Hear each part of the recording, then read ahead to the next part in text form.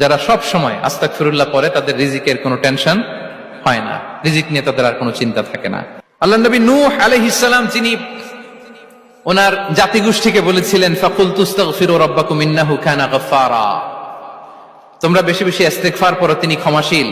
ইস্তেগফার পড়লে কি হবে? ইউরসিলিস সামা আলাইকুম মিদরারা, রহমতের বৃষ্টি বর্ষণ হবে, তোমাদের জমিগুলো উর্বর হবে। ওয়া ইউমদিদুকুম বিআমওয়ালি ওয়া বানিন, আল্লাহ তাআলা তোমাদেরকে সম্পদে বারাকা দিবেন, সন্তানে বারাকা দিবেন। ওয়া ইয়াজআল লাকুম জান্নাতিন ওয়া ইয়াজআল লাকুম আনহারা, তোমাদের ফসল ক্ষেতগুলো সবুজ শ্যামল হয়ে ভরপুর হবে, তোমাদের রিজিকে বারাকা নেমে আসবে। তাহলে আমরা যেন বেশি বেশি ইস্তেগফার করি।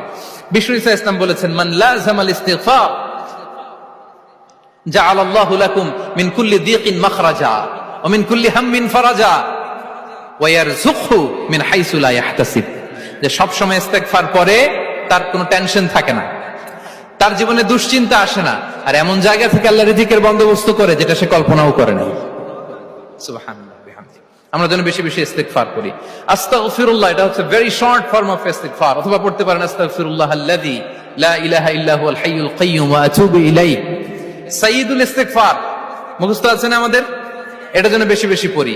ইয়াকিনের সাথে যে সাইয়্যিদুল ইস্তেগফার পড়বে, যেই দিন পড়বে ওই দিন যদি মৃত্যু হয় সে জান্নাতি। কোন রাতে মুকিনান বিহি, ইয়াকিনের সাথে যদি সাইয়্যিদুল ইস্তেগফার কে রিসাইট করে, ওই রাতে যদি সে মৃত্যুবরণ করে, বিষ্ণু বলেন সে জান্নাতি। তাহলে প্রিয় ভাই এবং বোনেরা, আমরা যেন ইস্তেগফার করি।